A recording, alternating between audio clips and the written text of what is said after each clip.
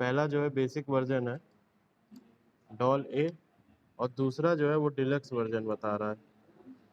ठीक है, पहला जो है बेसिक वर्जन है और दूसरा डिलक्स वर्जन बता रहा है। ठीक है, दूसरा है deluxe version B. Each doll of type B takes twice as long as type A. ठीक है, ये जो है एक जो पिछला क्वेश्चन था, शायद अरुण तुम थे उस क्लास में जिसमें ये ट्वाइस टाइम वाली बातें हो रही थी ग्राफिकल मेथड में।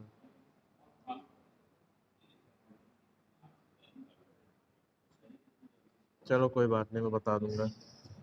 एंड द कंपनी वुड, देखो ये यहाँ तक तो समझ में आ गया कि दो तरह के डॉल बनाए जा रहे हैं। एक ए है, ठीक है, एक ए है और एक बी है। तो बी जो है थोड़ा सा स्पेशल टाइप का, डुलेक्स टाइप का, मतलब इसमें कुछ ज़्यादा चीज़ें लगी होंगी डॉल में। ठीक है, और ऑब्वियस सी बात है ये ज़्यादा महंगा होगा ए से। तो अब यहाँ पर देखना क्वेश्चन में, जो क्वेश्चन की लाइन है थोड़ा घूमी हुई है, और यही सेम क्वेश्चन मैंने कराया था, काफ़ी बार बताया था। और शायद यूट्यूब पे पहला लेक्चर अगर देखोगे जो मैंने डाला हुआ है क्लास का, तो उसमें यही ऐसा ही क्वेश्चन है, यही सेम लैंग्वेज लिखी हुई थी उसमें। तो इसमें कह रहा है each doll of type B takes twice as long as type A. अब जैसे ये जो है ज़्यादा सोफिस्टिकेटेड डॉल है ए के कंपैरिजन में, तो इसको बनाने में ज़्यादा समय लगेगा। जाहिर सी बात है, जब ये जो है बी वाला डॉल वो ए के कंपैरिजन में ज़्यादा सोफिस्टिकेटेड है, ज़्यादा डिलक्स है, तो बी को बनाने में ए के कंपैरिजन में ज़्यादा समय लगेगा। ठीक है, और वही वो कह रहा है कि बी को बनाने में दुगना समय लगता है। मतलब अगर तुम ए को 1 घंटे में बनाते हो तो बी को बनाओगे 2 घंटे में, 1 यूनिट। ठीक है, बात समझ में आ गई? ये हुई बात। अब देखो आगे चलते हैं। And the company would have time to make a maximum, ये मैक्सिमम लिखा हुआ है, थोड़ा सा कट गया है क्वेश्चन। तो यहाँ पे जो ये लिखा है ये मैक्सिमम लिखा है। ठीक है, maximum of $2000 per day if only the basic version of A is produce. देखो ये वाली लाइन है सबसे इंपॉर्टेंट है इस क्वेश्चन की। If only the basic version of A is produced, कहने का मतलब है तुम ए और बी दोनों को प्रोड्यूस कर रहे हो। वो कह रहा है अगर आप बी को प्रोड्यूस ना करके सिर्फ और सिर्फ ए को प्रोड्यूस करो तो आप 2000 डॉल्स बना पाओगे एक दिन में। बात समझ रहे हो? ठीक है, यही तो मतलब है कि if the only basic version A is produced, यही तो मतलब हुआ इस बात का कि अगर बी को ना बना के आप वो समय जिस जिस समय में आप बी को बना रहे हो आप ए को बनाने लगो। ठीक है, तो आप मैक्सिमम 2000 बनाओगे डॉल्स पर डे। अब देखो यहीं पे एक बात समझो, आप देखो यहीं पे एक बात समझो, ये समझो कि मान लो कि 2 घंटे काम हो रहा है, मान लो कि 2 घंटे काम हो रहा है बस। ठीक है, पूरे दिन में फैक्ट्री में 2 घंटे काम हो रहा है। जो पहला घंटा है उसमें टाइप ए की डॉल बनती थी, और दूसरा जो घंटा है उसमें टाइप बी की डॉल बनती थी। ठीक है, और मैं टाइप ए को पर यूनिट को मैं x1 मान लेता हूँ। कहने का मतलब है कि x1 यूनिट ऑफ डॉल्स बनेंगी सपोज, ठीक है, ए में, और x2 यूनिट ऑफ डॉल्स बनेंगी बी में। बात समझ गए? ठीक है, बात समझ गए? मतलब बी टाइप की सारी डॉल्स x2 और ए टाइप की सारी डॉल x1। ठीक है, तो अब क्वेश्चन में ये कह रहा है अगर मैं बी को ना बनाऊं, अगर मैं बी को ना बनाऊं और इस समय को यूटिलाइज करूं ए को बनाने में, अगर मैं बी को ना बनाऊं और ये जो समय है 1 घंटे का मेरे पास बचा हुआ है इसको यूटिलाइज करूं ए वाले टाइप की डॉल बनाने में, तो कितना समय लगेगा, मतलब कितना यूनिट बन जाएगा?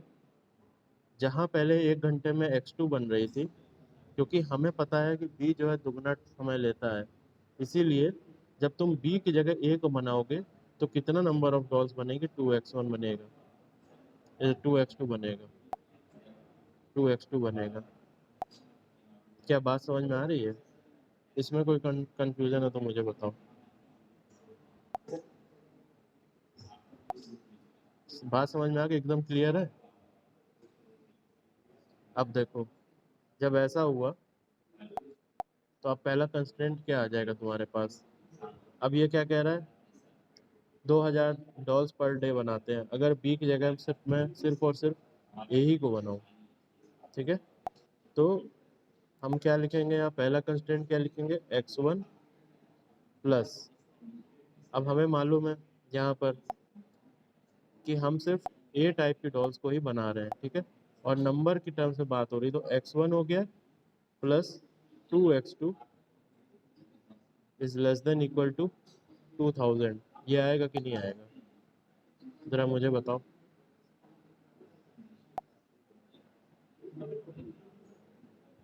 2000 या 2000 से कम? इतना समझ में आया?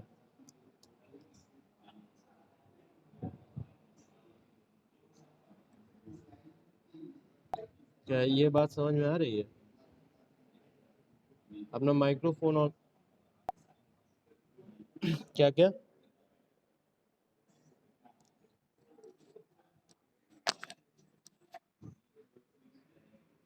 x2 जो है तुम कह रहे हो x1 का हाफ होगा। देखो सुनो मेरी बात, एक चीज सुनो। देखो यहाँ पर क्या कर रहे थे तुम? जरा एक बात सुनो मेरी ध्यान से। जब तुम x2 बनाते हो, x2 क्या है मतलब, x2 छोड़ दो अभी, b का एक यूनिट बनाते हो, b का एक यूनिट बनाते हो, ठीक है, जितने समय तुमने b के एक यूनिट में बनाए, जितने समय तुमने,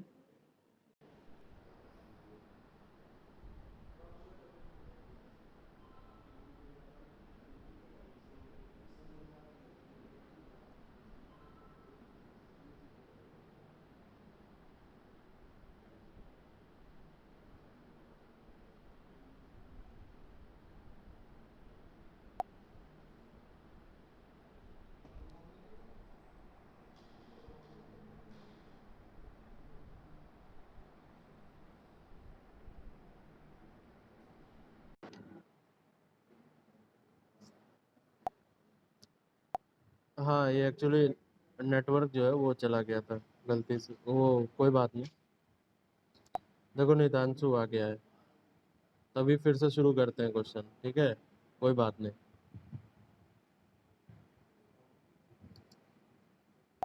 हम्म, ज्वाइन हुआ कि नहीं हुआ?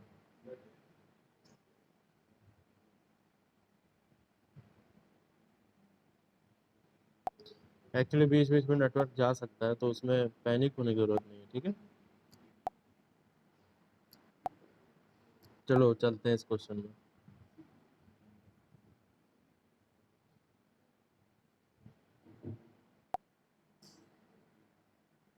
बड़ा ये ऑनलाइन में दिक्कत हो जाती है, एक तो वाईफाई सही नहीं देते हैं लोग।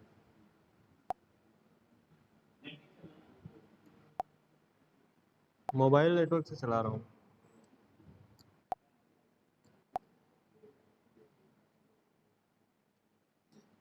देखिए ये बात है, अब जरा देखना, नितांशु आ चुका है, ठीक है, अरुण इस बात को समझना जरा।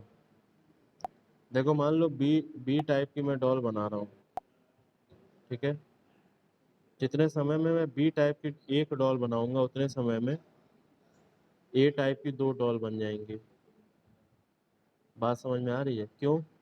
क्योंकि बी टाइप की डॉल बनने के लिए दुगना समय लगता है। बात समझ में आ रही है?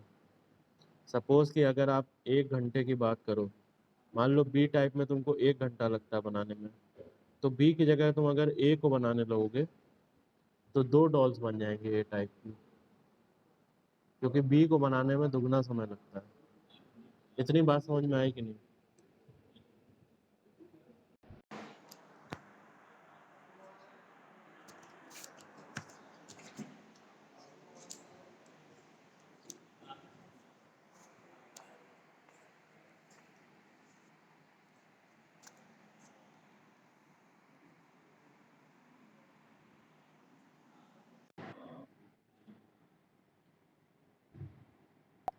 एक्चुअली मैं विंडो के पास आया हुआ हूँ, अब देखता हूँ क्या बताएं। थोड़ी प्रॉब्लम तो होती है यार, लेकिन अब किसी तरह मैनेज करना पड़ेगा इस चीज़ को। तो मैं ये बता रहा था कि जितने समय में तुम बी टाइप की एक गुड़िया बनाओगे, अगर बी की एक बना पा रहे हो तो उतने ही समय में तुम ट्वाइस बना दोगे कि नहीं एक की? बताओ, इतना समझ में आया? और अगर मान लो कि मैं बी को x2 लेता हूँ, मतलब x2 ना एक, यहाँ तो मैं एक यूनिट की बात कर रहा था, तो मैं बी कह रहा था, मैं कह रहा हूँ कि और नंबर ऑफ यूनिट, मतलब एक से ज़्यादा अधिक कोई x2 नंबर ऑफ यूनिट्स अगर मैं बी के बना रहा हूँ, और बी की जगह मैं बनाने लगूँ अब ए को, तो ए के कितने यूनिट्स बन जाएंगे बताओ अरुण? ट्वाइस ऑफ x2 बनेगा कि नहीं बनेगा?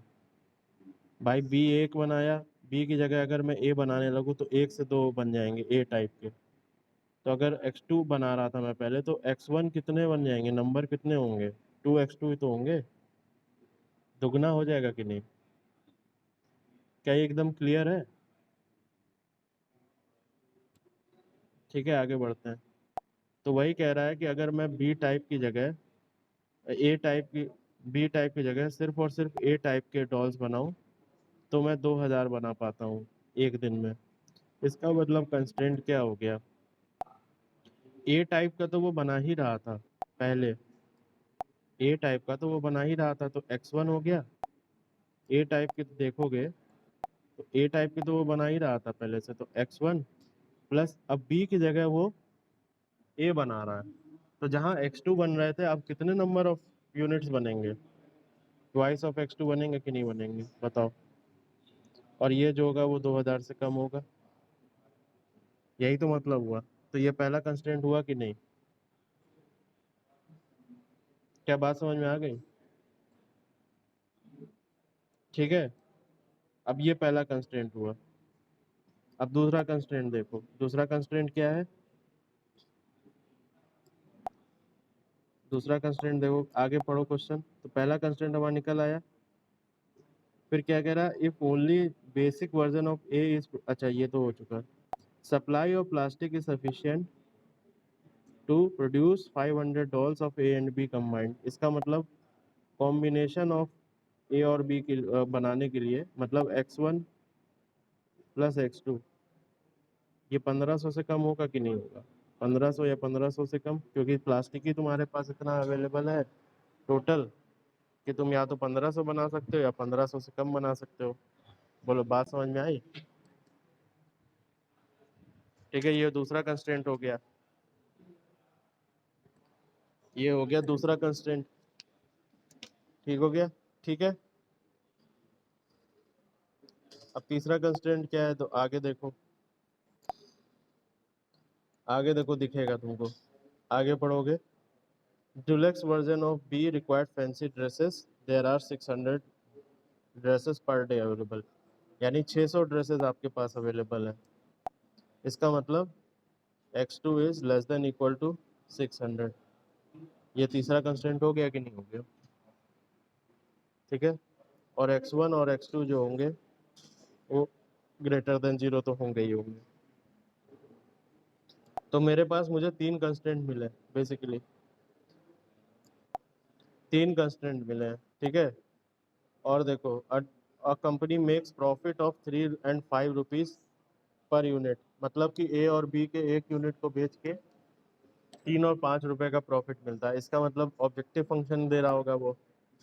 ऑब्जेक्टिव फंक्शन की तुम बात करोगे तो ऑब्जेक्टिव फंक्शन यहाँ क्या हो जाएगा? 3x1 प्लस 5x2 हो जाएगा कि नहीं हो जाएगा बताओ? इतना समझ में आया कि नहीं आया? चलो आगे बढ़ते हैं। अब हमारे पास ये क्वेश्चन से इक्वेशन की फॉर्म में हम पहुंच चुके हैं। क्वेश्चन से इक्वेशन फॉर्म में हम पहुंच चुके हैं। ठीक है, अब हम शुरू करते हैं अपना क्वेश्चन सॉल्व करना। अब मेरे पास स्लाइड नहीं है, क्योंकि ये क्वेश्चन मैंने लिया बुक से, और बुक में उसने जिस तरह से सॉल्व किया है ना, उसने अलग अलग तरीके से सॉल्व कर दिया सब, मतलब ऊपर नीचे कर देता है। तो अगर मैं उसमें दिखाऊंगा तो फिर कंफ्यूज हो जाओगे। एक तरीका आना चाहिए बस। ठीक है, तो अब बात करें अगर ऑब्जेक्टिव फंक्शन की, तो z मेरे पास क्या था? 3x1 प्लस 5x2 था कि नहीं z, ये था। और कंस्ट्रेंट की बात करोगे तो पहला कंस्ट्रेंट क्या आएगा, x1 plus 2x2 less than equal to 2000 था, तो इसमें मैं एक स्लैक वेरिएबल ऐड कर लेता हूँ x3, ठीक है, ये सब पहले बता चुका हूँ 2000। फिर क्या हो गया, x1 plus x2 less than equal to 1500 था, एक स्लैक वेरिएबल ऐड कर लेता हूँ x4, और ये बराबर हो जाएगा 1500 के।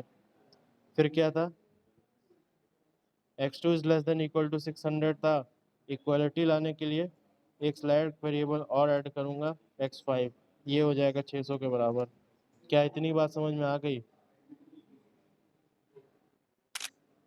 चलो, अब आपको कहेगा सिंपलेक्स मेथड से सॉल्व करना है, ठीक है, तो सिंपलेक्स मेथड से सॉल्व करना है, तो यहाँ पे इसका x4 और x5 और x3 ये तीनों स्लैक वेरिएबल, तो 0x3 हो जाएंगे, 0x4 हो जाएगा और 0x5 हो जाएगा। क्या बात समझ में आ रही है? ये हो जाएगा आपका। तो ये आपकी प्रॉब्लम हो गई बेसिकली। अब शुरू करते हैं आपका क्वेश्चन सॉल्व करना। तो क्वेश्चन सॉल्व करने में मैंने सबसे पहले क्या बताया था, सबसे पहले हम क्या करेंगे, सारे वेरिएबल्स को लिखेंगे ऊपर की तरफ।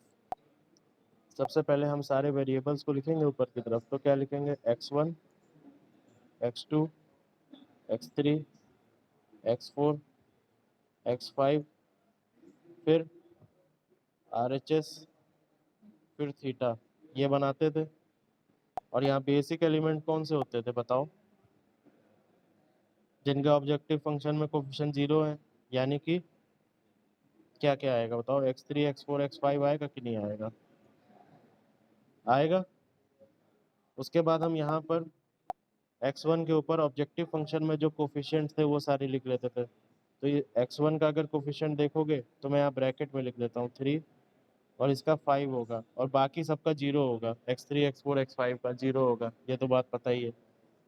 और यहाँ हमें पता है 0 0 0 होगा, ठीक है।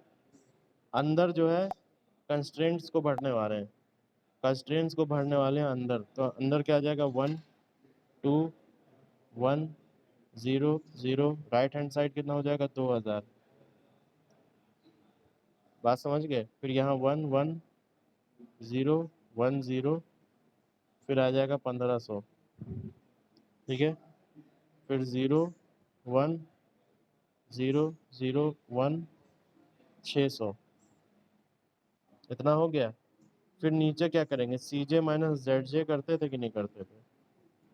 CJ माइनस ZJ करते थे, तो ये पहले कॉलम के लिए आएंगे तो C1 माइनस Z1 निकालेंगे, तो क्या आएगा, C1 माइनस Z1, C1 क्या है, 3 है, C1 is 3, C1 is 3 minus 0 आ जाएगा Z1, क्योंकि जब तुम इन एलिमेंट्स को 0 से मल्टीप्लाई करोगे तीनों को और ऐड करोगे तो आएगा 0 ही, ठीक है। तो पहले रो के लिए क्या आ गया, 3 आ गया। फिर पहले कॉलम के लिए 3 आ गया। इसी तरह इसके लिए चेक करोगे तो 5 आएगा, इसके लिए चेक करोगे 0 आएगा, इन तीनों का 0 आ जाएगा।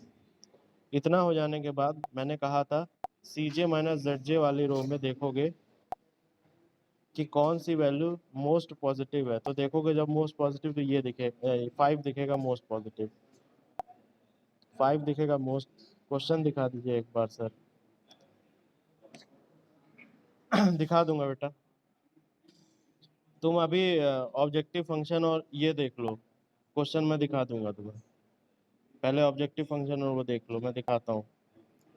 ये है ऑब्जेक्टिव फंक्शन और कंस्ट्रेंट, क्योंकि तुमने वो क्लास की थी, तुम्हारे लिए बहुत इजी हो जाएगा क्वेश्चन बताना। जल्दी से करेंगे क्योंकि टाइम नहीं है अपने पास। जल्दी से लिख लो बेटा या स्क्रीनशॉट ले लो, आई होप ले ली होगी। बढ़ते हैं आगे। तो यहाँ पे CJ माइनस ZJ में मोस्ट पॉजिटिव वैल्यू जो है 5 है, इसका मतलब अब सॉल्यूशन में x2 वेरिएबल अंदर आने वाला है, और 5 के करस्पॉन्डिंग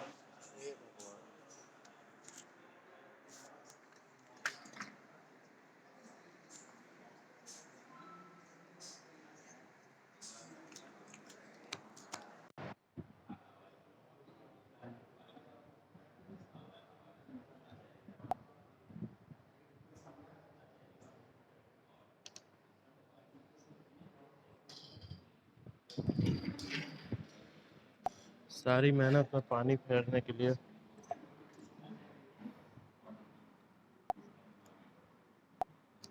कोई बात नहीं, देखा जाएगा। फिर से लिख लेते हैं जल्दी जल्दी। अब स्क्रीनशॉट ले लेंगे बीच बीच में। x1 x2 s1 s2 s3 RHS theta, ये हो गया। यहाँ पे क्या हो जाएगा, s1 s2 s3 0 0 0, ठीक है। यहाँ हो जाएगा 3। ये ऑब्जेक्टिव फंक्शन में इसका कोफिशिएंट है बस x1 और x2 का, ठीक है। ऊपर ही इन तीनों का 0 हो जाएगा, ये सब हमको पता है, ठीक है। क्या बात कर रहे थे, 1 2 1 0 0 1 1 0 1 0 0 1 0 0 1। यहाँ हो गया 2000, यहाँ हो गया 1500, ठीक है। ये हो गया 600, ठीक है। तो देखो नीचे जो है तुमने देखा था अभी, यहाँ मैक्सिमम आया था, इसका मतलब x2 जो है अंदर जाने वाला है। बाहर कौन सा आएगा, ये वाला कौन सा कॉलम हो गया आपका, ये वाला कौन सा कॉलम हो गया, ये की कॉलम हो गया कि नहीं मेरे दोस्त, बताओ ये की कॉलम हुआ कि नहीं हुआ। तो की कॉलम में जितने एलिमेंट्स हैं 2 और 1 1, ये हो गए मेरे की कॉलम के एलिमेंट्स। अब कौन सा बाहर जाएगा इन तीनों में, इन तीनों में कौन सा बाहर जाएगा, ये कैसे पता लगेगा, थीटा से पता लगेगा। तो थीटा से जब मेरे दोस्त पता लगाओगे, तो यहाँ पे की कॉलम कितने एलिमेंट है, यहाँ से डिवाइड करोगे कि नहीं RHS से, बताओ, ठीक है। जब डिवाइड करोगे तो यहाँ आएगा 1000, यहाँ आएगा आपका 1500, यहाँ आएगा 600। तो देखोगे 600 जो है मिनिमम है, 600 जब मिनिमम है तो यहाँ ऐसे एरो लगा दोगे, इसका मतलब हो गया कि ये वाला वेरिएबल बाहर जाएगा और इसकी जगह क्या आएगा मेरे दोस्त, बताओ। एक, हाँ गुड, x2 आएगा, ठीक है। अब ये जो रो हो गया वो हो गया की कॉलम, ये की रो हो गया, की कॉलम की रो हो गया, सॉरी, इसको कहेंगे की रो। और ये है आपका की कॉलम, ये है की कॉलम। तो ये जो एलिमेंट है, ये जो एलिमेंट है, ये जो एलिमेंट है, इसको क्या कहेंगे, की एलिमेंट या पिवट एलिमेंट, जो भी कहो। अब इसको देखना, इसको हमेशा 1 किया जाता है। पिछले जितने भी क्वेश्चन है यूट्यूब पे पढ़े हैं, जाके देख लेना, इसमें जो है 1 किया जाता है। यहाँ पे कोई भी संख्या उसको 1 किया जाता है डिवाइड करके। अगर मान लो यहाँ पे 2 होता, मान लो एक एग्जांपल यहाँ 2 होता, तो पूरे रो को 2 से डिवाइड कर देते थे, याद होगा। लेकिन यहाँ पर जो 1 है और 1 पहले से ही मौजूद है, ये 1 पहले से ही, तो कुछ भी डिवाइड करने की ज़रूरत नहीं है। तो एक काम करिए, आप लोग फिर से ज्वाइन करिएगा क्योंकि ये 40 मिनट का समय ख़त्म हो रहा है इसमें, ठीक है। आप लोगों से रिक्वेस्ट है, आप लोग फिर से ज्वाइन करें, मैं एंड कर रहा हूँ इसको।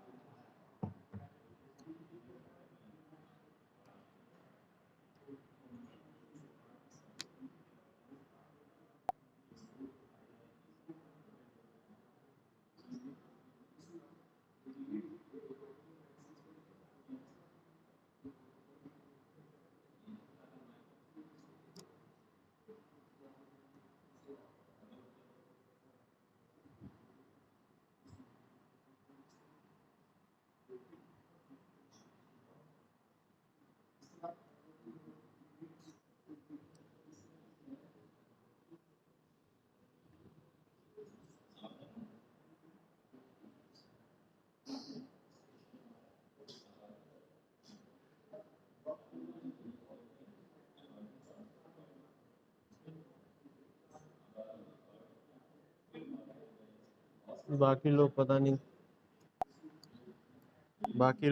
नहीं कहाँ रह गए। कोई बात नहीं, शुरू करते हैं क्योंकि हमें ख़त्म करना है ये। बाकी लेक्चर्स तो यूट्यूब पे अवेलेबल हो जाएंगे।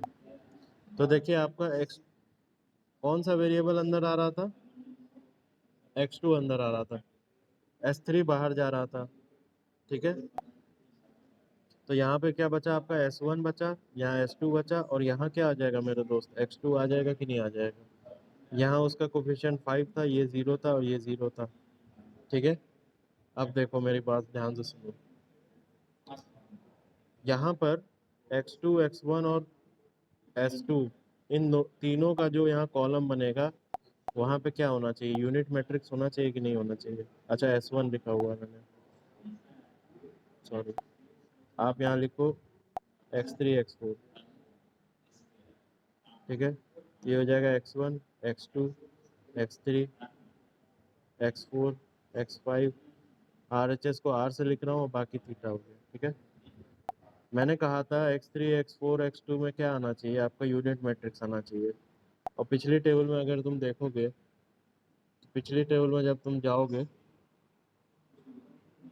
तो तुमको क्या नजर आएगा, x2 में जो है वो 2 1 1 है। यहाँ पे क्या आना चाहिए बेटा, इस 2 की जगह 0 होना चाहिए, यहाँ 0 होना चाहिए, तभी तो यूनिट मैट्रिक्स आएगी। x2 x3 और x4 में बताओ, x3 में तो पहले से ही 1 0 0 है, और x4 में क्या है, x4 में 1 0 0 1 0 है, ठीक है, 0 1 0 है। यहाँ पे 0 0 1 होना चाहिए कि नहीं होना चाहिए, ठीक है। तो हमें यहाँ यूनिट मैट्रिक्स बनानी है। अब देखो पहले तो इस रो को वैसे ही छोड़ दोगे क्योंकि मुझे यहाँ पर पिछले टेबल में 1 पहले से ही मौजूद है, तो यहाँ पे कुछ प्लस माइनस डिवाइड नहीं करना है, यहाँ कुछ डिवाइड मल्टीप्लाई नहीं करना पड़ेगा। पहली जो टेबल होगी सिंपल वही हो जाएगी, पहला रो जो पहली टेबल में था, ठीक है। बात समझ में आ गई क्या कह रहा हूँ, किसी भी समय नहीं समझ में आए बता दीजिएगा। अब यहाँ 0 चाहिए, यहाँ पर 0 चाहिए, लेकिन है क्या, पिछली टेबल में क्या क्या था, 1 2 1 डबल 0 था। अगर देखोगे पिछली टेबल में तो 1 2 1 डबल 0 था। तो यहाँ 0 कैसे लाए, तो 0 कैसे लाओगे यहाँ पे बताओ, जब इस पूरे रो को, इस पूरी रो को मल्टीप्लाई करोगे 2 से, ठीक है, और ऊपर वाली रो से माइनस कर दोगे, ठीक है। जब ऊपर वाली रो से इस पूरी रो को मल्टीप्लाई करोगे 2 से और ऊपर वाली रो से माइनस करोगे, तभी तो यहाँ पे 0 आएगा। बात समझ में आ रही है बेटा, बताओ, ठीक है। और जब ऐसा करेंगे तो देखो क्या क्या आएगा, 1 माइनस 0 इंटू 2 क्या हो जाएगा, 1 ही हो जाएगा। यहाँ 0 आ जाएगा, यहाँ पे क्या आ जाएगा, 1 ही होगा, ठीक है। यहाँ 0 आएगा, यहाँ -2 आएगा, ठीक है, और यहाँ आ जाएगा आपका 800। बात समझ में आ रही है, ये नई रो बनी। अब देखो यहाँ पहले जो रो थी वो क्या थी, 1 1, पहले वाली रो लिख रहा हूँ, 0 1 0, लेकिन तुमको यहाँ पे क्या चाहिए, 0 चाहिए। यहाँ पे तो 1 है, तो क्या करोगे सिंपली, क्या करोगे सिंपली, ऊपर वाली रो से नीचे वाली रो को माइनस कर दोगे बस। ऊपर वाली रो से नीचे वाली रो को अगर मैं माइनस करूंगा तो मुझे मिल जाएगा भाई जो चाहिए। तो क्या आ जाएगा यहाँ पे, 1, 1 से 0 को माइनस किया, 1 1 ही आएगा, यहाँ 0 आ गया, फिर यहाँ क्या आ जाएगा, 0, ठीक है, फिर यहाँ 1, फिर आएगा -1, और फिर यहाँ आएगा 900। तो ये टेबल कंप्लीट हो गई भाई। हमें जहाँ जहाँ जहाँ यूनिट मैट्रिक्स चाहिए थी वो मिल गई, यहाँ पे यूनिट मैट्रिक्स मिल गई हमें, ठीक है, यहाँ पे यूनिट मैट्रिक्स मिल गई। अब क्या करेंगे, CJ minus ZJ, CJ minus ZJ करेंगे। जब ऐसा करेंगे, जब ऐसा करेंगे तो यहाँ पर क्या आ जाएगा आपका, यहाँ पे 3 आएगा कि नहीं आएगा भाई, C1 3 है और Z1 अगर निकालोगे तो 0 आएगा, ठीक है, यहाँ पे 0 आ जाएगा, ठीक है। फिर यहाँ पे ऐसे 0 आ जाएगा, 0 0, और यहाँ आ जाएगा -5। ठीक है। सी जे माइनस जेड जे रो को आने के बाद हम देखेंगे मोस्ट पॉजिटिव नंबर सी जे माइनस जेड जे में। तो ये है हमारा मोस्ट पॉजिटिव नंबर है 3। इसका मतलब कौन सा वेरिएबल अंदर आने वाला है? x1 आने वाला है मेरे दोस्त, है ना? x1 आएगा कि नहीं आएगा? लेकिन x1 अगर जाएगा तो बाहर कौन सा जाएगा? बाहर कौन सा जाएगा? तो उसके लिए हमको थीटा वाले टेबल पे आना पड़ेगा। तो ये हमारा कौन सा हो गया? की कॉलम हो गया कि नहीं हो गया? की कॉलम हो गया। की कॉलम के सारे एलिमेंट्स को जब हम डिवाइड करते हैं राइट हैंड साइड से, तो यहाँ 800 आ जाएगा, यहाँ आ जाएगा 900, और यहाँ पे बेटा आ जाएगा कितना? इनफाइनाइट, क्योंकि 600 को अगर 0 से भाग करोगे तो आ जाएगा इनफाइनाइट। तो इसमें जब मिनिमम नंबर देखोगे तो ये वाला आएगा मिनिमम नंबर। इसका मतलब ये वाला पूरा रो कौन सा हो गया? की रो हो गया कि नहीं हो गया? बताओ। ठीक है, की रो हो गया। अब देखो की रो हो गया, तो की रो और की कॉलम के इंटरसेक्शन को ही क्या कहते हैं? क्या बता दे?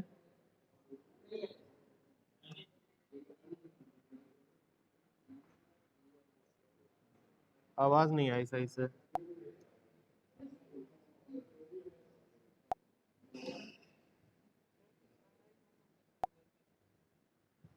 कोई भी किसी भी संख्या को 0 से भाग दोगे क्या आएगा?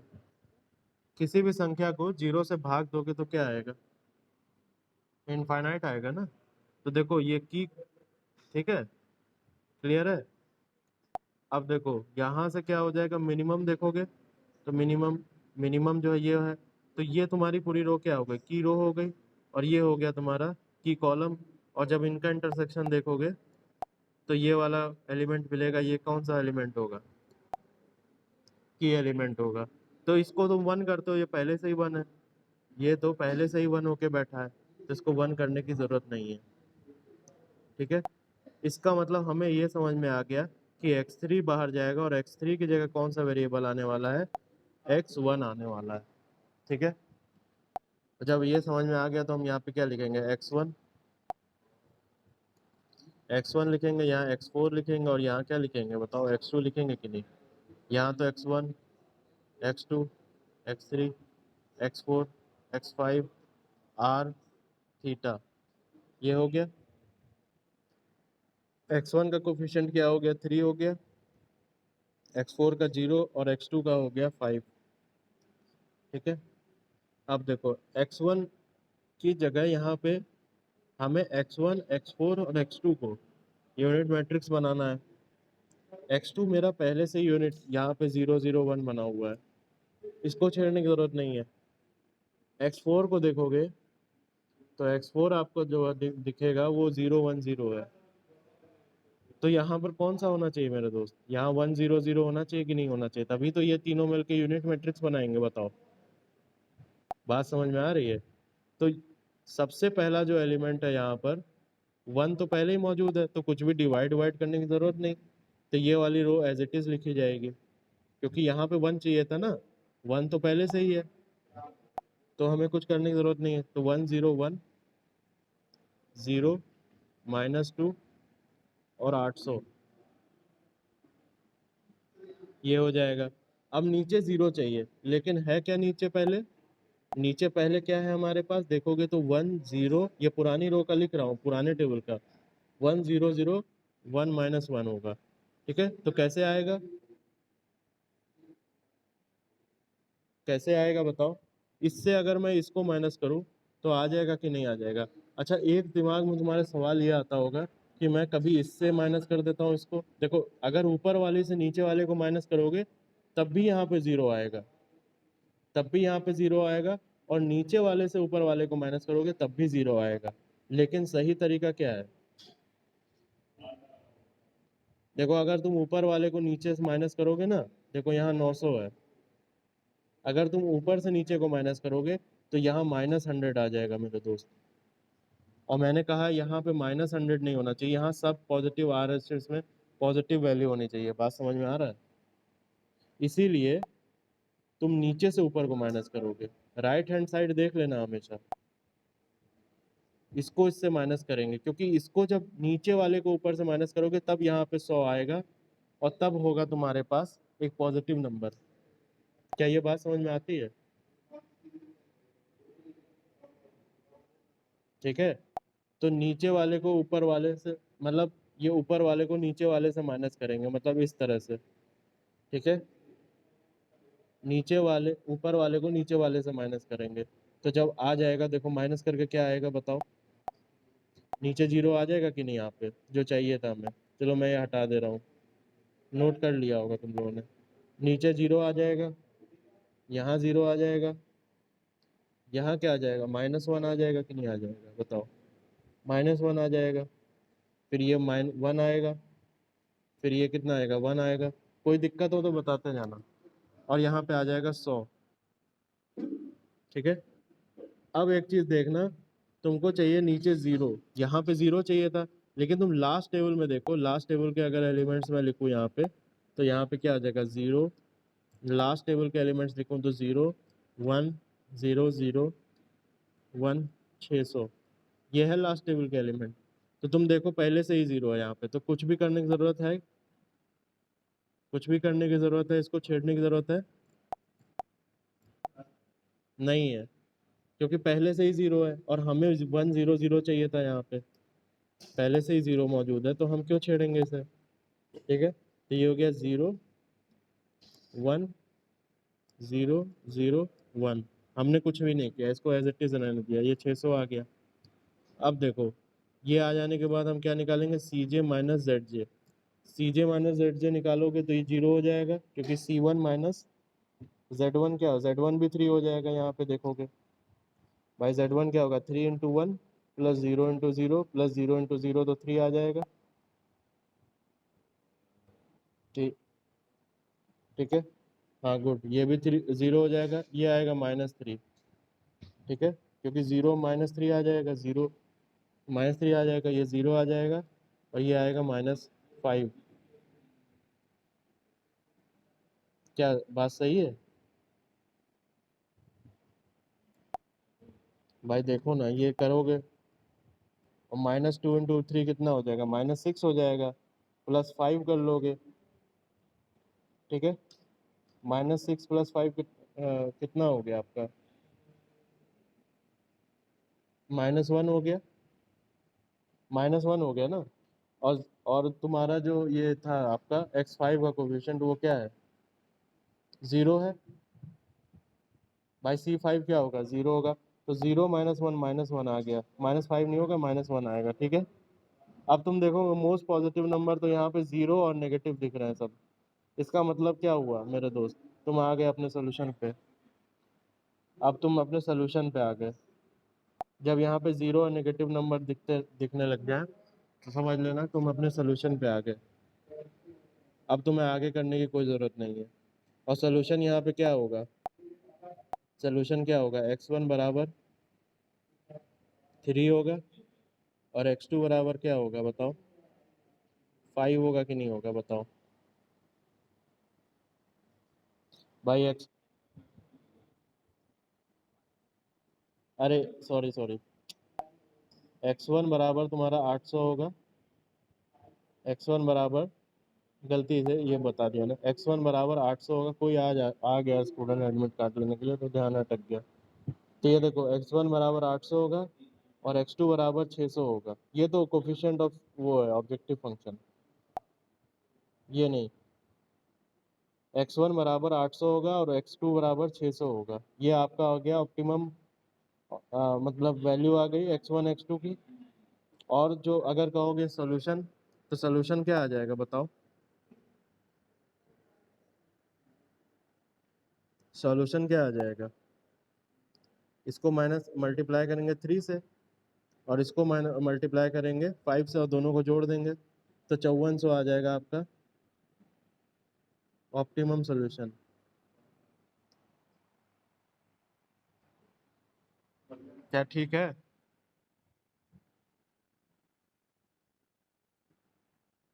क्या बात समझ में आई? हाँ हाँ, जीरो नेगेटिव है। हाँ, तो उसमें क्या चीज़, नहीं नहीं, जब जीरो नेगेटिव आ जाए, तब फिर आपका सोल्यूशन आप रीच हो गए। अगर यहीं पे कहीं कोई +1 2 कोई होता तो उसके बाद आप एरो लगाते, लेकिन यहाँ पे दिख रहा है 0 है या तो नेगेटिव है। तो जब 0 और नेगेटिव आ जाए तो समझ जाना सोल्यूशन पे आ गए हम। क्लियर है?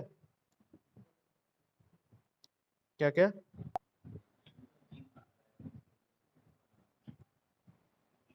हाँ -1।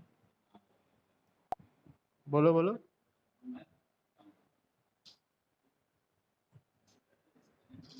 1 आएगा। -2 × 3 -6 हो गया। -6 और 5। कुछ गड़बड़ हुई है टेबल में, कुछ ना कुछ तो गड़बड़ हुई है, इसीलिए ये 1 आ रहा है नीचे। 1 नहीं आना चाहिए। मैं देखता हूँ, जरा चेक करता हूँ।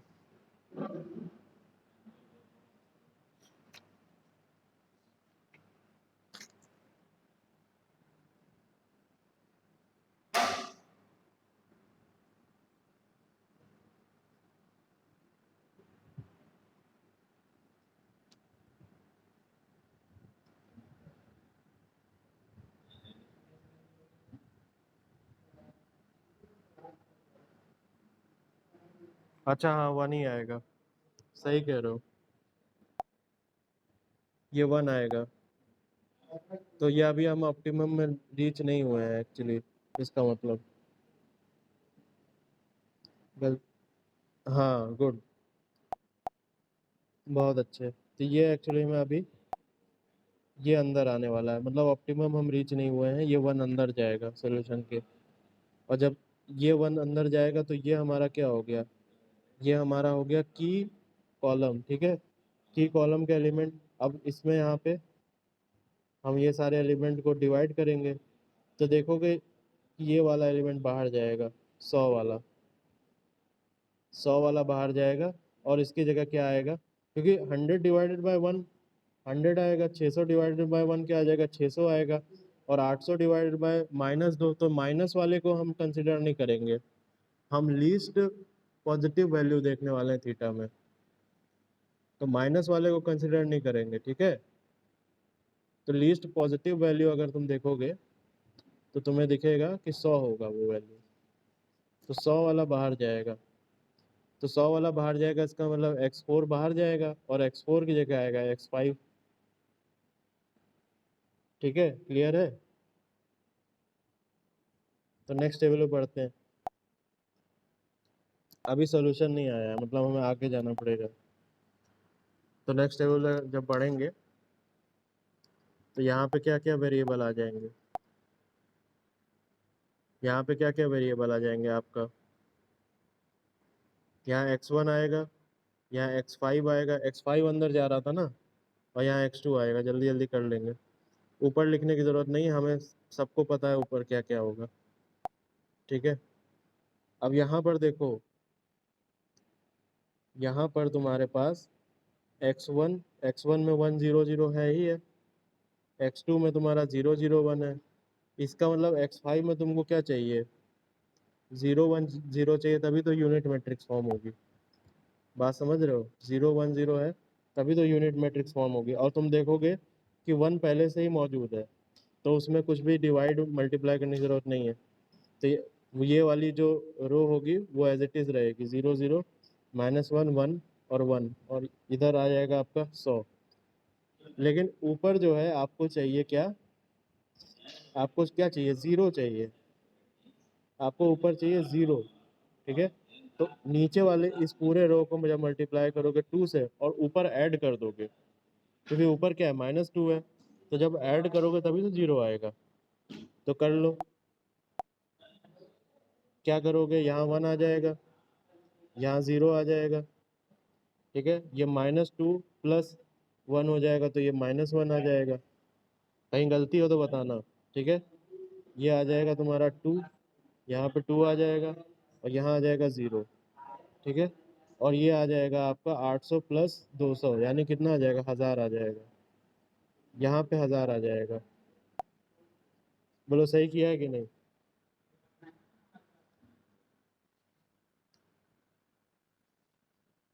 ठीक है। आगे बढ़ते हैं। अब नीचे आपको 0 चाहिए, नीचे 0 चाहिए आपको यहाँ पे, लेकिन आप पहले देखोगे वहाँ 1 है। मतलब पहले वाली जब टेबल पे एलिमेंट्स देखोगे तो यहाँ देखोगे 0 1 0 0 1 है यहाँ पर, समझ रहे हो? तो अब नीचे से ऊपर माइनस करोगे कि ऊपर से नीचे माइनस करोगे बताओ? नीचे से ऊपर माइनस करोगे, मतलब ऊपर वाले से नीचे वाले से ऊपर वाले को माइनस करो। क्यों? क्योंकि ये नंबर 600 है। 600 से 100 माइनस करोगे तो तुम्हारे पास पॉजिटिव आएगा। अगर ऊपर से माइनस कर दिए, हाँ पॉजिटिव चाहिए, तो नीचे से ऊपर को माइनस करोगे, मतलब नीचे वाले से माइनस करोगे। तो 0 से 0 गया, 0 हो गया, 0 से 0 गया, 0 हो गया आपका। फिर 1 से 0 गया तो 1 आ गया। फिर 0 से माइनस ये 1 आ जाएगा भाई, ठीक है। फिर 0 से ये -1 आ जाएगा, फिर यहाँ 0 आ जाएगा, और यहाँ पर आ जाएगा आपका 500। बताओ, बिल्कुल सही है?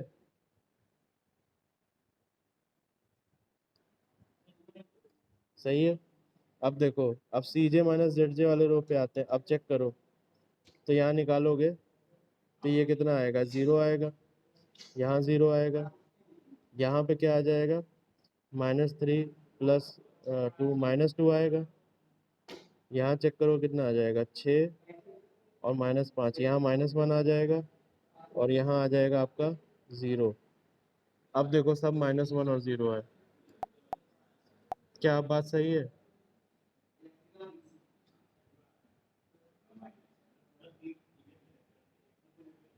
बताओ, सही है?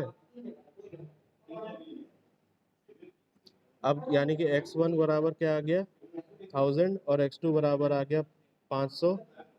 और अगर तुम्हें ऑप्टिमम सोल्यूशन निकालना है तो क्या हो जाएगा? 1000 इंटू 3 3000, और 2500 यानी 5500 आ जाएगा आपका ऑप्टिमम सोल्यूशन। ये होगा आंसर। और आपका x1 बराबर क्या आ जाएगा? 1000 आ जाएगा। x1 बराबर आपका आ जाएगा 1000, और x2 बराबर आ जाएगा 500।